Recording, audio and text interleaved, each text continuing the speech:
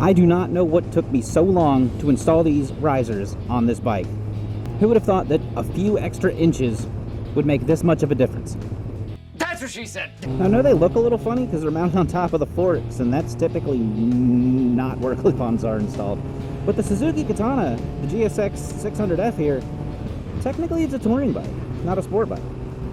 So the factory clip-ons are actually on top of the triple tree.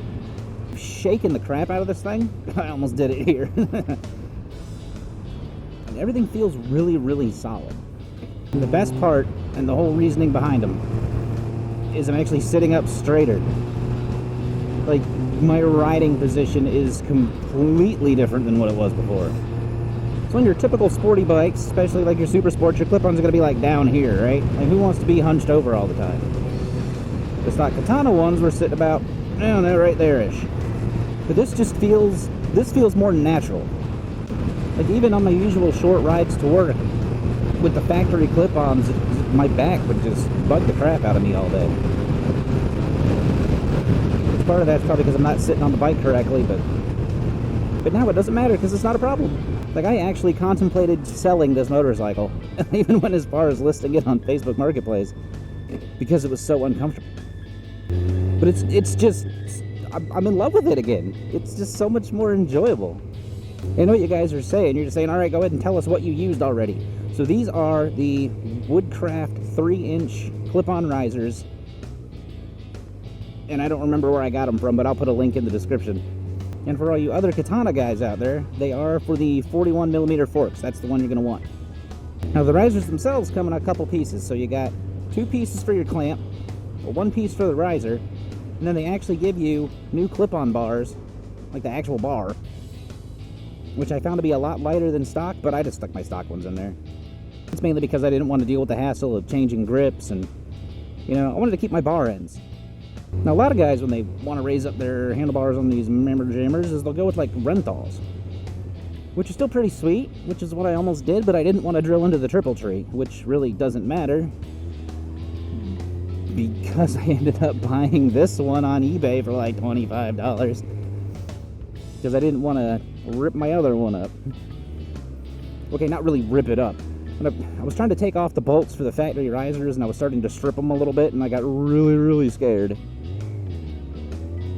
And that was the last thing I wanted to do. So, hey, $25, no big deal, right? Solves that whole problem.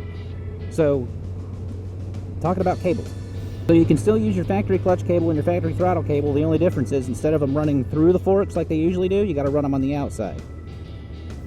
Which the easiest way I found to do that, since I had the triple tree off, was just move them to the other side of the fork. I did have to change out my upper brake line, which you can see I got this nice stainless steel jobby. Picked that up on Amazon, link in the description. And actually, it was the first time I've ever bled brake lines in motorcycle, car, or whatever.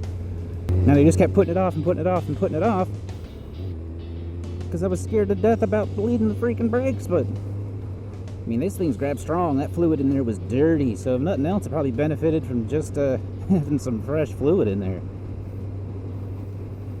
And I watched a whole bunch of videos about you hold the brake lever and you turn the freaking bleeder valve and hold the bleeder valve and release for what the heck ever, man.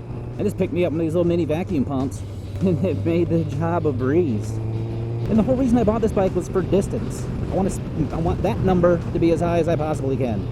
And yes, you know, I still have my 2008 Honda Shadow Aero 750, which it can do highway. It's just buzzy. I mean, it will do it, but this will do it better. Especially now that, like I said, I love this bike again. I was, like, so close to selling it. But I appreciate you guys hanging out. If you're curious about my first thoughts on this 2001 Suzuki Katana 600, aka GSX 600F, check out this video right here. And as always, y'all be good. See ya!